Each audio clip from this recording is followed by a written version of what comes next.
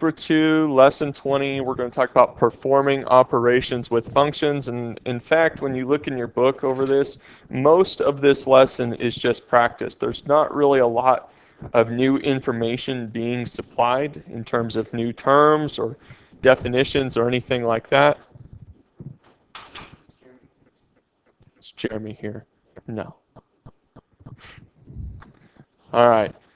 So here's the thing with operations or with functions is that we can add functions together. We can multiply, subtract, or add, subtract, multiply, and divide functions. So in addition, if we have function f plus function g of x, we're going to take f of x and add g of x to it. Okay, so we add, basically what you're seeing here is you distribute the x to the f and the g, and then we show that as addition. Same thing works for subtraction. You distribute the x to the f function and the g function, and you subtract the two functions. With multiplication, all right, we distribute the x and then we multiply everything. Okay. With division, we distribute the x and then we put the f on top of our division bar and divide by our g function. This looks pretty confusing at this point. I promise you it'll make a little bit more sense when we actually start to have functions to work with. But the domain of the sum of the two functions is all the numbers that are common to both those original domains. All right, so let's go from here to actually answering some questions. We'll actually see some things in function notation form. Let's see, we've got this sheet in front of us, right? We can look at that. So what I want to do at this point is I'm actually going to pull off of this page and show how to work these out on a blank page. But I want to make sure everybody has this in front of them as I begin to do that. That way you can work out these problems on your notebook paper, right? You can look at the question on your book. Let's see, you want to pull open, yep, there you go. Is there something wrong with that document? Hopefully I didn't send you, okay, there it opened. Okay, all right, so I'm going to open up a blank sheet and kind of show you how to work some of these out. Okay. All right, so question number 1 says that given the f of x equals 6x squared plus 7x minus 2, g of x equals negative 9x plus 6. It says find f plus g of x. Okay, so because they're leaving this in terms of x, we're not plugging anything in for x. All we are saying is 6x squared plus 7x minus 2 plus negative 9x plus 6. It only becomes really more tricky whenever it's subtraction, because then I have to distribute that subtraction or that negative sign to everything in what is subtracting from. In this case, it stays pretty easy. It's just a combination of like terms. So I'm left with 6x squared. I'm going to take my 7x and my negative 9x to get negative 2x. I'm going to take my negative 2 and my 6 to get positive 4. So 6x squared minus 2x plus 4 should be my answer. Does everybody understand how we did that? Okay. Addition and multiplication are usually straightforward. It gets a little bit trickier whenever we deal with subtraction and division, because then we have to worry about how do we distribute things. Okay. Any questions on number 1 as we've seen it? No? Okay. All right. Number 2. All right. We've got f of x equals 2x squared plus 8x minus 4. We have g of x equals negative 5x plus 6. And lo and behold, they want us to take function f, they want us to subtract function g from it, and they want us to leave everything in terms of x. So I'm going to write 2x squared plus 8x minus 4, and pay close attention here to what happens next. All right, I'm going to go ahead and put this in the set of parentheses. I'm going to subtract. I'm going to put that in a set of parentheses so I understand what's going on. Negative 5x plus 6. Okay, this is what I warned you about. What do I have to do with that negative that exists between the two functions? Angeli? No, not just make it into a positive.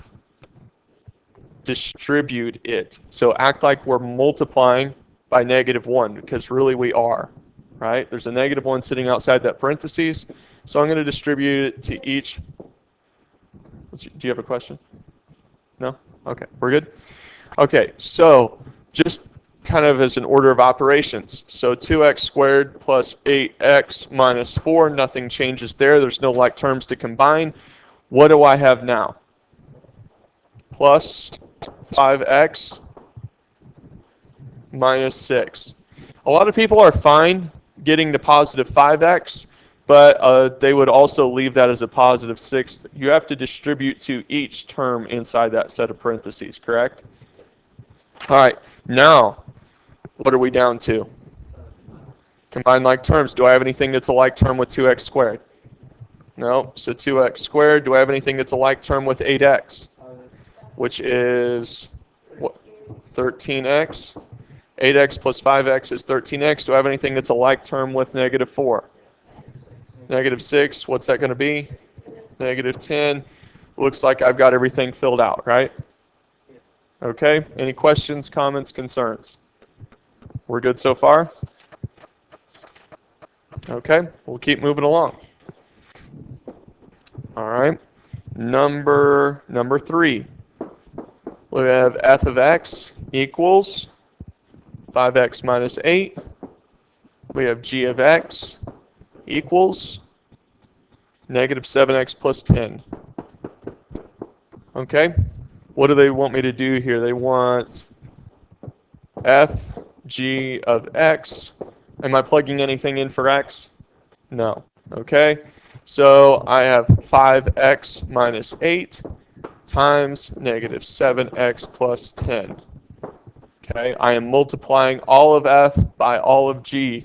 All right? What do we call the steps involved in solving this or simplifying it? FOIL. Okay, so with FOIL, what is the first thing that I do? Very good. What is 5x times -7x? -35x squared. Don't forget the exponent. Okay, what's next? 5x times 10. Okay, what do you get? 50x. Good. And what's next? -8 times -7x. What do I get, Diego? Positive 56x. Okay, and lastly, Danielle? -80. Okay. All right, what's next? Combine like terms. I don't have any like terms with -35x squared. What do I get with 50x and 56x? 106x minus 80. And I want to see if they do anything different here. They don't. They leave it like that. Okay, and the reason that I ask is because a lot of times if all of those terms can be divided by the same number, they will go ahead and simplify it down to their, least, what greatest common factor. Okay, so that is my answer there. So far we've done addition, subtraction, and multiplication. So let's, number 4 is just multiplication. Do we have any concerns about that? Number 4, it's going to be a FOIL, but if you'll notice, it is a polynomial with 2 terms, right, times a polynomial with 3 terms. So do we know how to do that from the other day when we FOILed? Does anybody have any concerns about that? Want to see it done? Okay, all right, let's go ahead and do that. Okay, so we have, well, I'm just going to go ahead and skip instead of just drawing everything out because we know that it's multiplication. We're going to go ahead and take 4x squared plus 3x minus 5 times -2x plus 12. Okay, John, you wanted to work this one out, right? So help me out. What's the first thing that we're going to do? Okay, so we're going to do this here. What's -2x times 4x squared? Good. Negative 8x cubed. What are you going to do next? Okay, so you're going to do 4x squared times 12. Okay, good. What do you get? Good. Okay, what's next?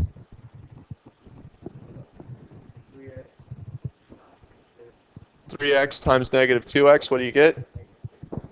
Good. Negative 6x squared. What's next? 3x times 12. Positive 36x. What's next?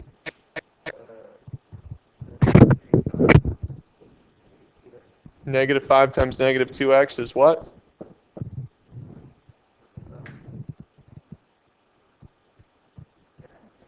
Positive 10x. Okay, what's next?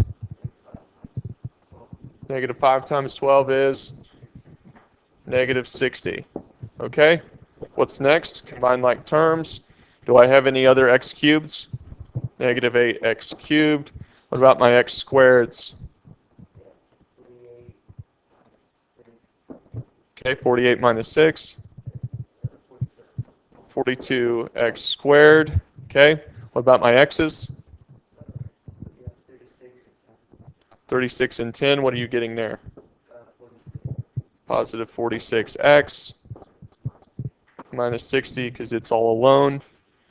Okay, and that's as far as they take it. This could be reduced down. We could divide everything by 2, maybe even further if we needed to, which I don't think that we would because 42 divided by 2 is 21. But they're not going to take it any further down. They're not going to simplify it. That's just our answer the way that it is. Okay? All right, so that was number 4.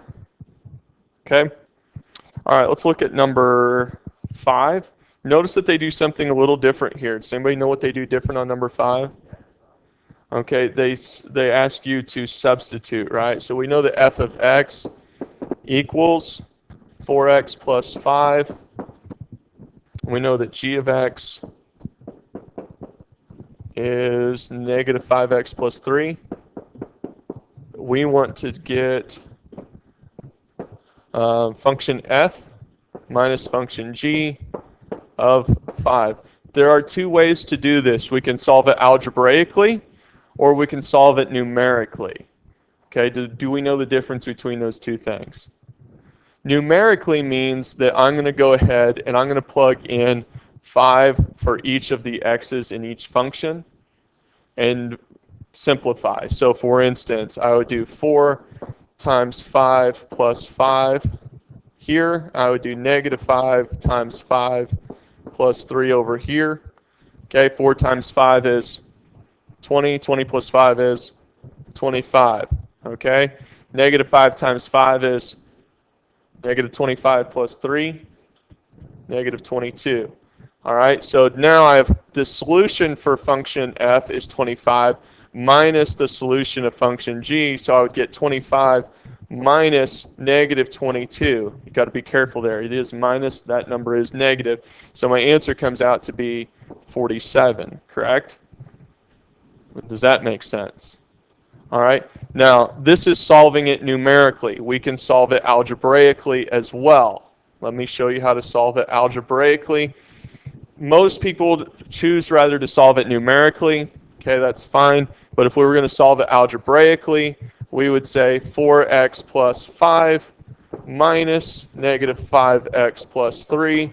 We'll simplify it algebraically. So 4x plus 5 plus 5x minus 3. 4x plus 5x is 9x.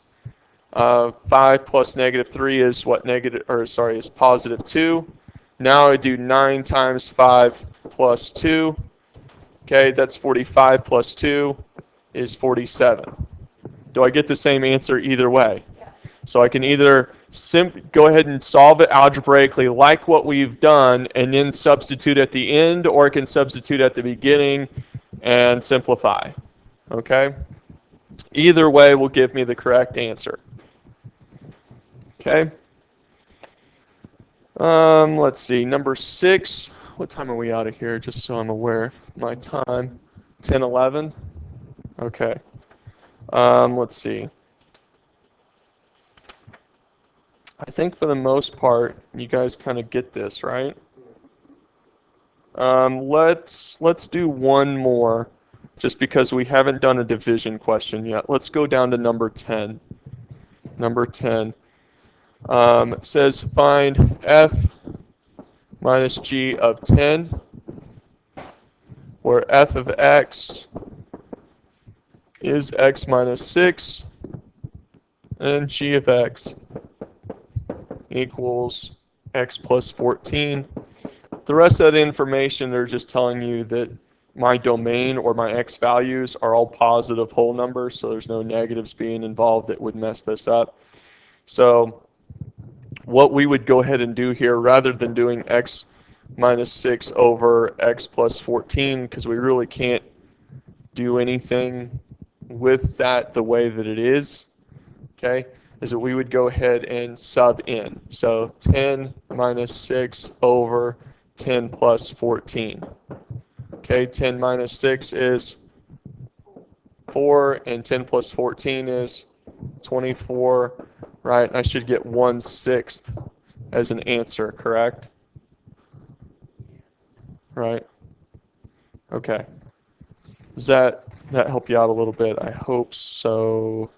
Like I said, I don't think that there's anything that you're kind of missing in here that you wouldn't be able to do. So I'm going to go ahead and stop there, let you guys work for a little bit, and I'll walk around and answer questions as you need them.